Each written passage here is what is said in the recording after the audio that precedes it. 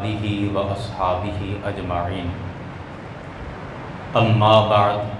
فاعوذ باللہ من الشیطان الرجیم بسم اللہ الرحمن الرحیم یا ایہا الذین آمنوا ان جاءکم فاسق بنبأ فتبینوا صدق اللہ ان اللہ وملائکتہ یصلون علی النبی یا ایہا الذین آمنوا صلوا علیہ وسلموا تسلیما۔ سب احباب بلند آواز سے پڑھ لیں الصلاۃ والسلام علیک یا سیدی یا رسول اللہ وعلی آلک واصحابک یا حبیب اللہ۔ الصلاۃ والسلام علیک یا نبی اللہ وعلی آلک واصحابک یا رحمۃ للعالمین۔ سامعین ذی وقار، آج درس شعور قرآن کی نشست میں ہم سب حاضر ہیں، اور آپ احباب جانتے ہیں کہ جامع مسجد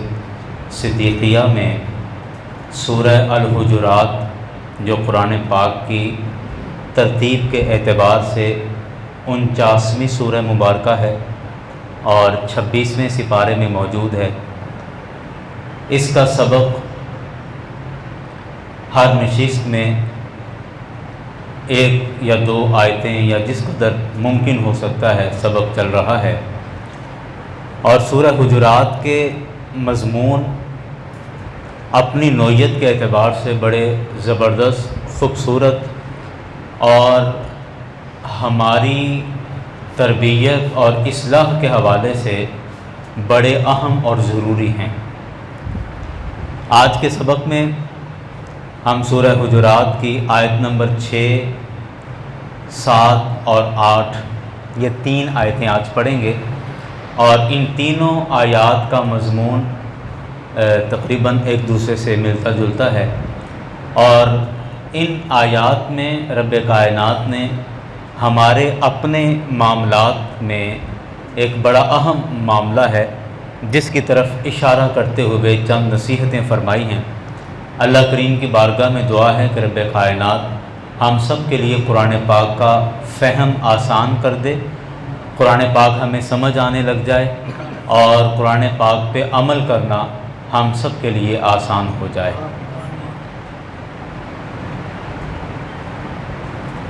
یاران گرامی، کسی بھی قوم یا کسی بھی سلطنت میں، کسی بھی ریاست میں، کسی بھی قوم میں ایک گھر سے لے کر پورے ملک کی سطح تک فساد، انتشار اور جھگڑا یہ سب سے زیادہ خطرناک ہوتا ہے۔ کوئی بھی قوم اس وقت تک ترقی نہیں کر سکتی جب تک کہ ان کے درمیان سے فساد ختم نہ ہو، جھگڑا اور لڑائی ختم نہ ہو، تب تک وہ ترقی نہیں کر سکتے۔ بھلے ایک گھر ہو، ایک محلہ ہو، ایک گاؤں کی سطح ہو، یا اوورآل پورے ملک کی سطح پر ہو، جب تک آپ فساد کا خاتمہ نہیں کرتے، فتنے کا خاتمہ نہیں کرتے، اس وقت تک کبھی بھی آپ ترقی کی منازل طے نہیں کر سکتے ہیں۔ یہ ایک سمجھی سمجھائی بات ہے۔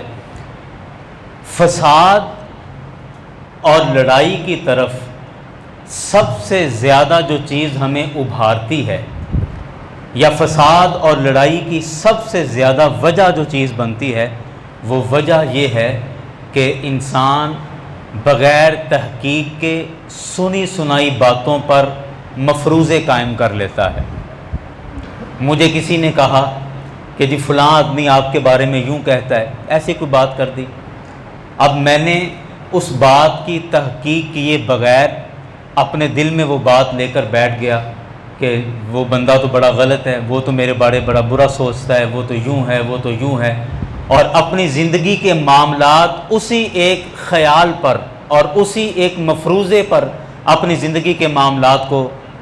ڈیل کرنا شروع کر دیا، لے کر چلنا شروع کر دیا۔ تو یہ سب سے بنیادی وجہ ہے جو ہمیں فساد اور لڑائی کی طرف لے کر جاتی ہے، اور آج کی گفتگو اسی موضوع پر ہوگی رب کائنات نے ایمان والوں کو باقاعدہ حکماً ارشاد فرمایا کہ یا ایھا الذین آمنو،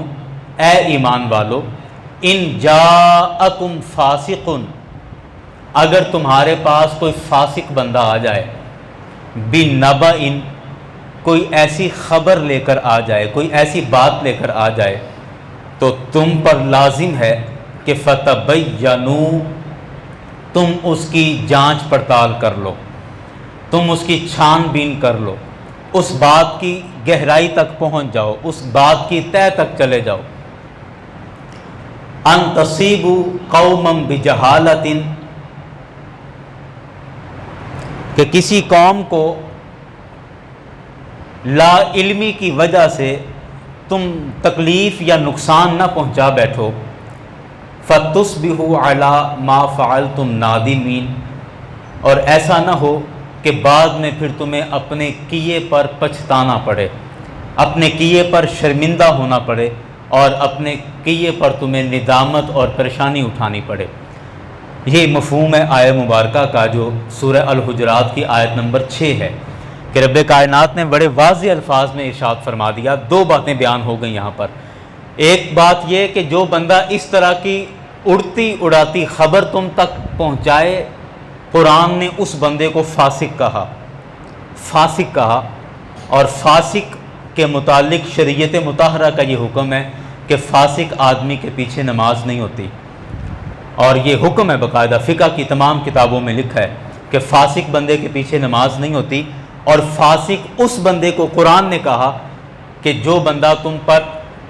ایسی خبر لا کر پیش کر دے، ایسی بات تمہارے تک پہنچائے جو اڑتی اڑاتی اور سنتی سناتی اور ایسی چلتی پھرتی چلتی بات اور ایسے پکڑ کے تمہیں سنا دی، اس طرح کا کام کرنے والا، اس طرح کی بات کرنے والا بندہ قرآن کے مطابق فاسق ہے۔ اور قرآن نے اس لیے کہا کہ اگر تمہارے پاس کوئی فاسق آئے ایسی خبر لے کر کہ جو خبر غیر تصدیق شدہ خبر ہے، تو اس کی تم خوب اچھے سے جانچ پڑتال کر لو۔ ایسا نہ ہو کہ تم اپنی لا علمی کی وجہ سے یا جانچ پڑتال نہ کرنے کی وجہ سے بے گناہوں کو سزا دینے لگ جاؤ، اور مظلوم پر ظلم کرنے لگ جاؤ، یا بے قصور آدمی پر تم بدگمانی کرنے لگ جاؤ۔ ایسا نہ ہو، اور پھر جب بات بعد میں حقیقت کھلے اور بات واضح ہو تو اس کے بعد پھر فتصبحوا علی ما فعلتم نادمین، اور بعد میں تمہیں اس سے شرمندگی اور پریشانی اور اس سے پھر ندامت اور پچھتاوا اٹھانا پڑے، اس لیے اس کی پہلے اچھے سے جانچ پڑتال کر لو۔ یہ آیہ کریمہ جو نازل ہوئی نا، نازل جس موقع پر ہوئی،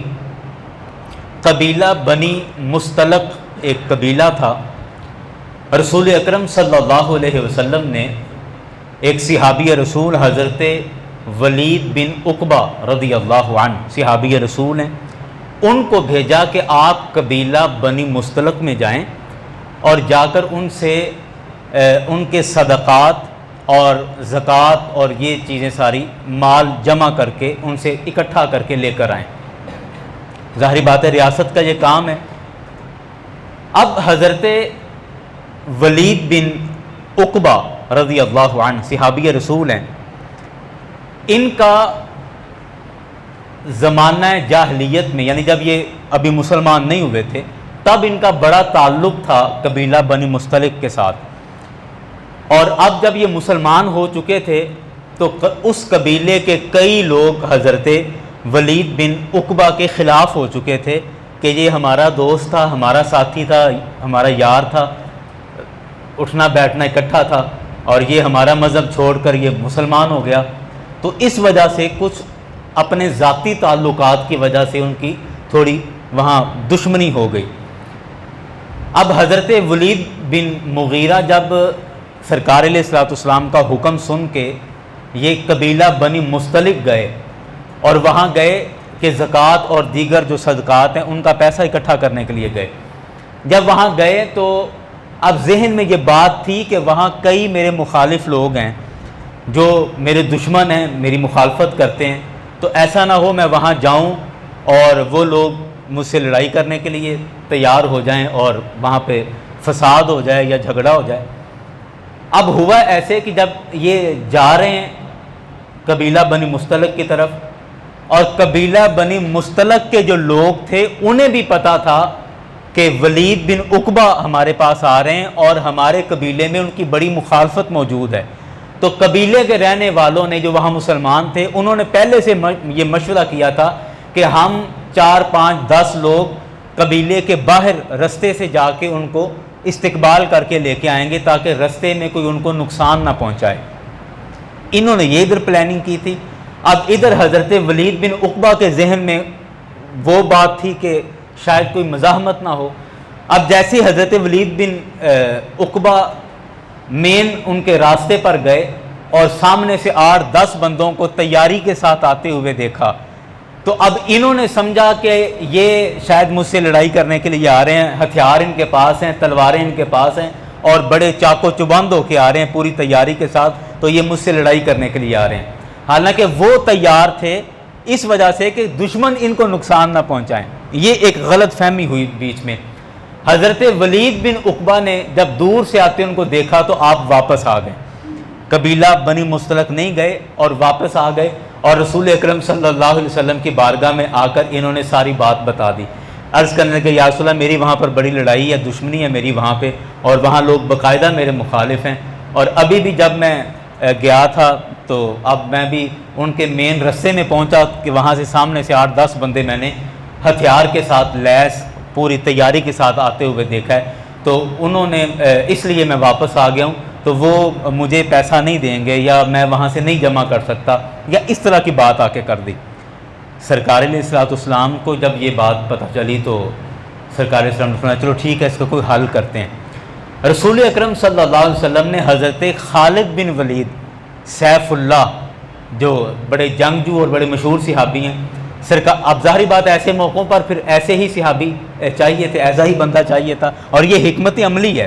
آج بھی یہ حکمت عملی اپنائی جاتی ہے، اور یہ حکمت عملی اپنانا رسول اکرم صلی اللہ علیہ وسلم کی سنت ہے کہ اب ظاہری بات ہے میرے جیسا ایک آدمی جس نے کبھی تھانہ نہیں دیکھا یا تھانے کے یا عدالت کے معاملات کا سرے سے نہیں پتہ، اب مجھے کوئی بندہ کہے کہ آپ میرے ساتھ چلیں اور میرا معاملہ وہاں پر حل کریں، تو میں تو جا کے نہیں حل کر سکتا، مجھے پتہ ہی نہیں کہ عدالت میں کیسے بات کرنی اور تھانے میں کیسے بات کرنی۔ تو اگر تھانے کچہری کا معاملہ ہے تو پھر کوئی ایسا بندہ جائے گا جو اس طرح کے معاملات سمیٹ سکتا ہو، جس کا تجربہ ہو، جو کر سکتا ہو۔ ہاں کوئی مسجد کا معاملہ ہے، کوئی مسئلے کا معاملہ ہے، کوئی نماز کا مسئلہ ہے، کوئی ادھر کی بات ہے، ہاں پھر میں کام آ سکتا ہوں، وہاں پر آپ کسی اور بندے کو کسی تھانے کچہری کے تجربہ کار بندے کو آپ نہیں لے کے آئیں گے، آپ مجھے فرمائیں میں ضرور حاضر ہوں گا، لیکن جہاں میری جگہ ہی نہیں بنتی یا جس بات کا مجھے پتہ ہے، تو یہ ایک حکمت عملی ہے۔ رسول اکرم صلی اللہ علیہ وسلم نے جب صورتحال جیسی حضرت ولید بن عقبہ نے آ کے بتائی تھی تو اس صورتحال کے مطابق حضرت خالد بن ولید کو تیار کیا کہ آپ جائیں، وہاں صورتحال بڑی کشیدہ سی معلوم ہو رہی ہے، آپ جا کر اس ساری بات کی تحقیق بھی کریں اور ان لوگوں سے سارے صدقات وغیرہ سارے وصول کر کے بھی آئیں۔ حضرت خالد بن ولید رضی اللہ عنہ آپ اپنی پوری تیاری کے ساتھ گئے، اور جب آپ قبیلہ بنو مستلق میں گئے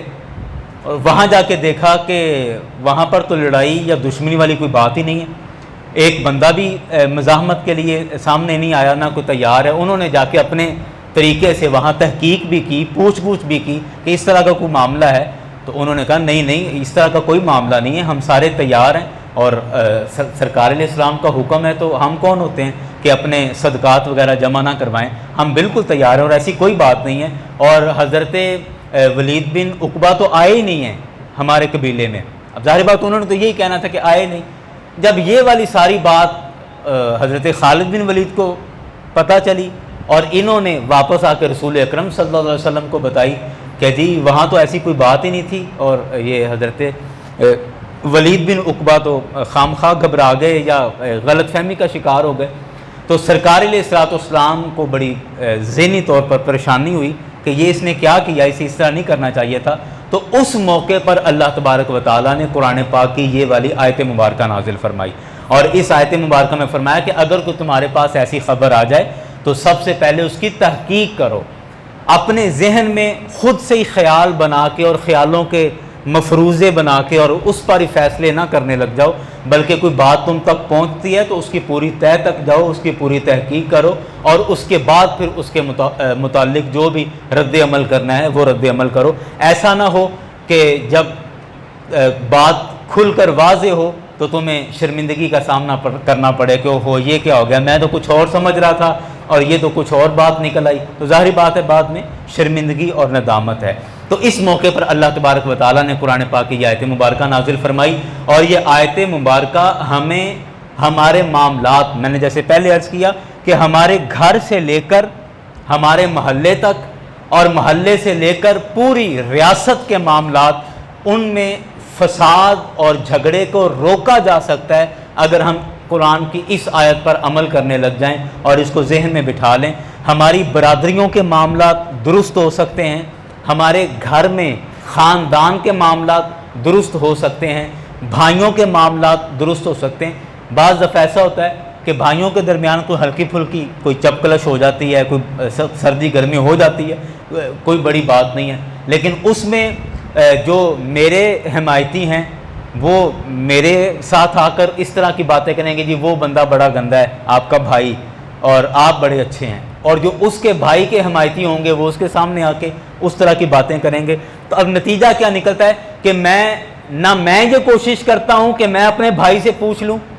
کہ یہ اس طرح کی بات اور اس طرح کی خبر میرے تک پہنچی ہے، کیا معاملہ ہے، نہ ہی بھائی کو یہ توفیق ہوتی ہے کہ وہ پوچھ لے کہ ہم تو ایک باپ کی اولاد ہیں، ایک ماں کی اولاد ہے، ہم تو ایک جگہ پر اکٹھے بیٹھ سکتے ہیں، تو ہم بیٹھ کر پوچھ لیں یا آپس میں بات کر لیں کہ کیا معاملہ ہے۔ تو نتیجہ یہ نکلتا ہے کہ ایک دوسرے سے ہم آپس میں بات نہیں کرتے، اور وہ نفرتیں اور وہ کشیدگیاں ذہن میں پلتی رہتی ہیں، اور نتیجہ نکل آتا ہے جی پھر بیچ میں دیواریں ہو گئیں، اور دیواروں کے بعد بعض دفعہ پھر ہمیں محلے بھی تبدیل کرنے پڑ جاتے ہیں، اور بعض دفعہ گاؤں تبدیل کرنا پڑ جاتا ہے، تو معاملات بہت آگے تک چلے جاتے ہیں، اور ان تمام لڑائیوں اور ان تمام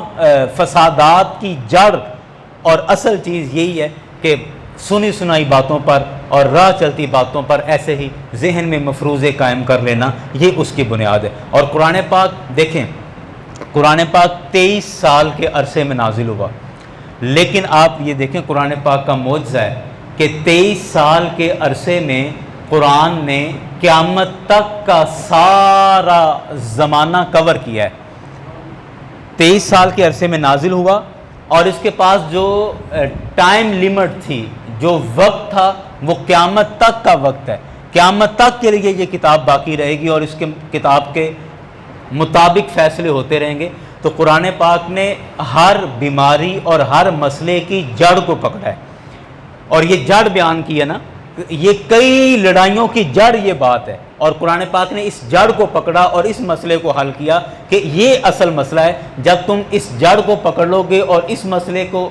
حل کر لو گے تو اس وجہ سے ہمارے بہت سارے زندگی کے معاملات خود بخود حل ہوتے چلے جائیں گے، ہمارے درمیان نفرتیں ختم ہوتی چلی جائیں گی، اور ہمارے درمیان ایسی قدورتیں اور ایسے فسادات کبھی بھی جنم نہیں لیں گے اگر ہم اس آیت مبارکہ پر عمل کرتے رہیں۔ اور ساتھ فرما دیا وَاعْلَمُوا، جان لو ان فیکم رسول اللہ، کہ بے شک تم میں اللہ کے رسول موجود ہیں، جان لو کہ تم میں اللہ کے رسول موجود ہیں۔ اب یہ جو میں نے واقعہ سنایا اس کے مطابق یہ بات ہے کہ جب اللہ کے رسول موجود ہیں تو پھر ہر ہدایت اور راہبری ان کی زبان مبارک سے جاری ہوگی۔ تو جب سرکار نے فرمایا تھا کہ آپ وہاں سے صدقات لے کر آئیں تو پھر جو مرضی ہو جاتا تمہیں لے کر آنے چاہیے تھے، مطلب بات یہ کہ ان فیکم رسول اللہ، بے شک اللہ کے رسول تم میں موجود ہیں۔ اللہ اکبر۔ اس سبق سے ہٹ کے ایک بات مجھے یاد آئی اس آیت مبارکہ کے متعلق، صاحب مزار قبلہ صوفی ماسٹر محمد شفیع صاحب رحمۃ اللہ علیہ، ایک دفعہ عید میلاد النبی کا جلوس تھا سالانہ 12 ربیع الاول کا، اور تقریباً یہ کوئی 10-12 سال پہلے کی تقریباً بات ہوگی یا کوئی 15 سال پہلے کی بات ہوگی۔ تو جب میرے والد گرامی قبلہ علامہ منظور احمد مرتضی رحمۃ اللہ علیہ، ان کے مزار شریف کو جو قبرستان کو جو رستہ جاتا ہے وہاں آج بھی جلوس وہاں پہ رکتا ہے، وہاں پر فاتحہ ہوتی ہے اور پھر آگے چلتے ہیں۔ وہاں پر جلوس ٹھہرا اور قبلہ صوفی صاحب رحمۃ اللہ علیہ کو ان کا ٹائم تھا اور کہا جی آپ نے مختصر سی تقریر کرنی ہے، یہاں پر چونکہ صرف دعا کا وقت ہوتا ہے لیکن آپ تھوڑی سی بات بھی کر لیں، لیکن وقت نہیں ہوتا چونکہ جلوس اینڈ پہ چل رہا ہوتا ہے، پھر آگے ظہر کا وقت قریب ہوتا ہے، تو آخری جو جتنے بھی پوائنٹ ہیں وہاں پر پھر بڑی جلدی جلدی سارا کچھ چل رہا ہوتا ہے۔ اب صوفی صاحب ماسٹر محمد شفیع صاحب رحمۃ اللہ علیہ، ان سے کہا گیا کہ جی آپ نے جلدی جلدی بس 2-3 منٹ میں تقریر کریں، تو انہوں نے مائک پکڑا اور مائک پکڑ کے خطبہ 2-3 لفظ پڑھے اور کہا کہ مجھے کہا گیا ہے کہ جلدی جلدی تقریر کریں، تو میرے پاس بہت جلدی والی تقریر بھی ہے، تو انہوں نے بزرگوں نے یہ والی آیت پڑھی، صرف اتنی سی آیت، کہا کہ میری تقریر یہ ہے کہ اللہ تعالیٰ نے قرآن پاک میں ارشاد فرمایا وَاعْلَمُوا أَنَّ فِيكُمْ رَسُولَ اللَّهِ، جان لو کہ تم میں اللہ کے رسول موجود ہیں، وَمَا عَلَيْنَا إِلَّا الْبَلَاغُ الْمُبِينُ، اتنی بات کر کے انہوں نے بات ختم کر دی۔ تو وہ ہمارا چونکہ طالب علمی دور تھا، تو طالب علموں کو اس طرح کی چیزیں بڑی وہ اٹریکٹ کرتی ہیں کہ یار 2 جملوں میں پوری تقریر کر دی، تو یہ آیت مبارکہ میں پڑھی تو اب جگہ بھی وہی ہے تو وہ مجھے یاد آ گیا۔ اللہ کریم ان کے قبر انور پہ کروڑہا رحمت نازل فرمائے۔ تو فرمایا کہ وَاعْلَمُوا أَنَّ فِيكُمْ رَسُولَ اللَّهِ، جان لو کہ بے شک تم میں اللہ کے رسول موجود ہیں، لَوْ يُطِيعُكُمْ فِي كَثِيرٍ مِّنَ الْأَمْرِ لَعَنِتُّمْ وَلَكِنَّ اللَّهَ حَبَّبَ إِلَيْكُمُ الْإِيمَانَ وَزَيَّنَهُ فِي قُلُوبِكُمْ وَكَرَّهَ إِلَيْكُمُ الْكُفْرَ وَالْفُسُوقَ وَالْعِصْيَانَ أُولَٰئِكَ هُمُ الرَّاشِدُونَ۔ رب کائنات نے ارشاد فرمایا کہ تم میں اللہ کے رسول موجود ہیں اور بہت سے معاملوں میں اگر یہ تمہاری خوشی کریں اور تم ضرور مشقت میں پڑو، لیکن اللہ تعالیٰ نے تمہیں ایمان پیارا کر دیا ہے اور تمہارے دلوں کو آراستہ کر دیا ہے، تمہارے دلوں میں آراستہ کر دیا ہے، اور تم کفر اور حکم عدولی اور نافرمانی تم پر ناگوار کر دی ہے۔ ساری آیت کا مطلب یہ ہے کہ فرمایا کہ اللہ کے رسول تم میں موجود ہیں، تو سرکار کی موجودگی میں تمہیں اپنا ایمان مضبوط رکھنا چاہیے، اور رسول اکرم صلی اللہ علیہ وسلم کی اگر تم اطاعت اور فرما برداری کرو تو بہت سی پریشانیوں سے بچ جاؤ گے۔ ساری آیت کا خلاصہ یہ ہے، بہت سی پریشانیوں سے بچ جاؤ گے، اور اللہ نے تمہارے لیے ایمان کو پسند کیا ہے، اور تمہیں کفر، فسق اور نافرمانی یہ سب تمہیں ناپسند اور ناگوار تمہارے لیے کر دی ہے۔ تو ساری آیت کا خلاصہ یہ ہے کہ تم اللہ کے رسول صلی اللہ علیہ وسلم موجود ہیں تم میں، تو تم ان کی موجودگی میں ان سے راہبری اور رہنمائی حاصل کرتے رہو، بہت ساری باتوں سے، بہت ساری تکلیف دہ باتوں سے تم بچ جاؤ گے۔ یعنی رسول اکرم صلی اللہ علیہ وسلم کی ذات مبارکہ ہمارے لیے رہنما کی حیثیت رکھتے ہیں، اور اولئک ہم الراشدون، اور جن لوگوں نے ایسا کیا وہی لوگ ہدایت والے ہیں، اور فضلا من اللہ و نعمہ، کہ اللہ کے رسول صلی اللہ علیہ وسلم کا تم میں موجود ہونا فضلا من اللہ، یہ اللہ کا فضل ہے، و نعمتاً، اور اللہ کی بہت بڑی نعمت ہے۔ یہ اللہ کا فضل اور اللہ کی نعمت ہے کہ اللہ تعالیٰ نے تمہیں اپنا حبیب صلی اللہ علیہ وسلم عطا کر دیا۔ واللہ علیم الحکیم، اور اللہ تعالیٰ علم والا ہے، حکمت والا ہے۔ یاران گرامی، باتیں مکمل ہو چکی ہیں، آخری یہ اس آیت پر میں بات صرف عرض کرنا چاہوں گا کہ رب کائنات نے فرمایا کہ اللہ کے رسول تم میں موجود ہیں، اور اپنے معاملات میں ان سے رہنمائی حاصل کرو، اور ان سے رہنمائی حاصل کرنا تمہیں تمہاری زندگی کے لیے آسانی کر دے گا، اور تمہارے لیے ایمان زیادہ محبوب ہے، اور یہ ساری بات فرمائی، اور فرمایا یہ اللہ کا فضل اور اللہ کی نعمت ہے۔ سب سے پہلی بات یہ ہے، یہ بات پلے باندھ لیں کہ ہمیں اپنے اوپر لازم کر لینا چاہیے کہ ہم اپنی زندگی کے فیصلے رسول اکرم صلی اللہ علیہ وسلم کی احادیث کے مطابق کریں گے۔ اس آیت کا مطلب یہ ہے، اس پر تبصرہ کرتے رہیں تو بات جتنی مرضی لمبی ہو جائے گی، ٹو دی پوائنٹ بات یہ ہے کہ ہم نے اپنی زندگیوں کے فیصلے رسول اکرم صلی اللہ علیہ وسلم کی احادیث کے مطابق کرنے ہیں۔ بہت سے ایسے معاملات ہیں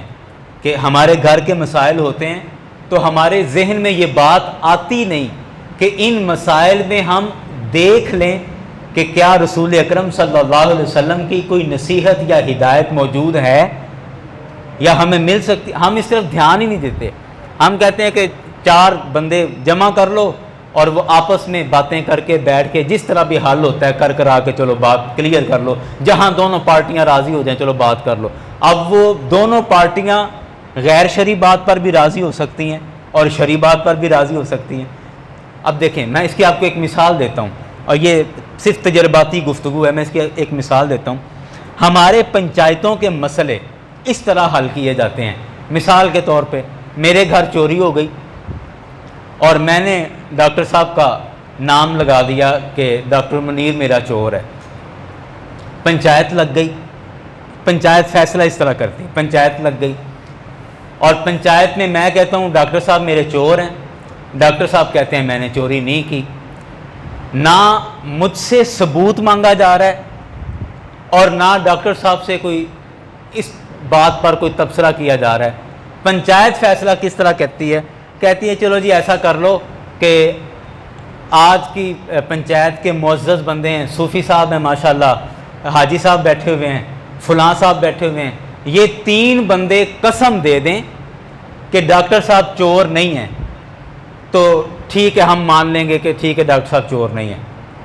اور ہوتا کیا ہے, وہ بندے اگر قسم دے دیں تو فیصلہ ہو جاتا ہے جی ڈاکٹر صاحب چور نہیں ہیں, اور اگر نہ دیں تو پھر یہ میرا چور ہے. یہ سراسر یہ طریقہ غیر شرعی اور غلط طریقہ ہے. بڑی ذمہ داری کے ساتھ عرض کر رہا ہوں, یہ بالکل غلط طریقہ ہے اور اس کا نقصان میں آپ کے سامنے عرض کرتا ہوں. ابھی شریعت نے جو فیصلہ کرنے کا طریقہ ہمیں بیان کیا وہ یہ کیا,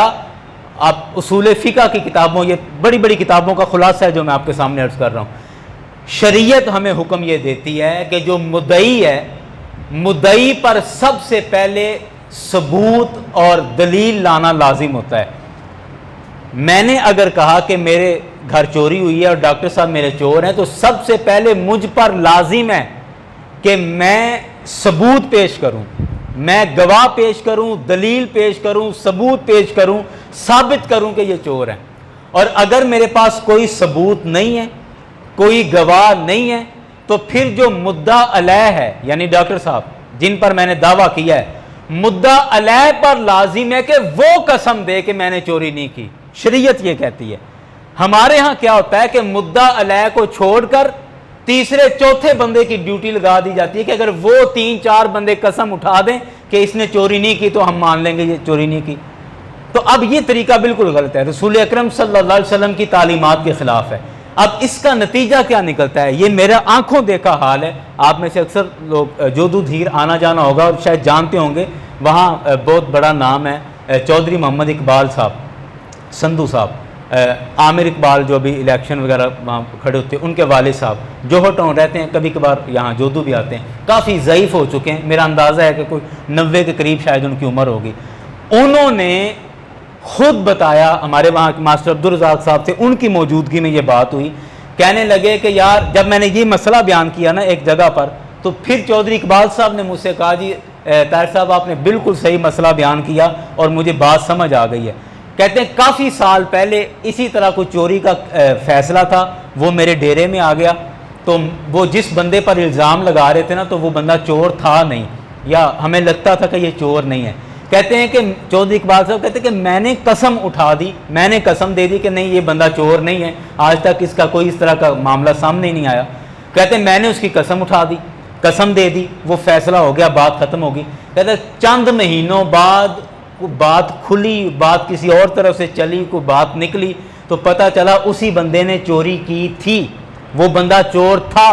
لیکن میں نے صرف اس کا سابقہ ریکارڈ دیکھتے ہوئے اور اس پر اپنا اعتماد کا اظہار کرتے ہوئے میں نے قسم دے دی. کہتے پھر میں اتنا پریشان ہوتا رہا اور اللہ تعالیٰ سے بھی معافی مانگی اور اس کا قسم کا کفارہ بھی ادا کیا اور توبہ استغفار بھی کی کہ میں یہ کیا کر بیٹھا. اب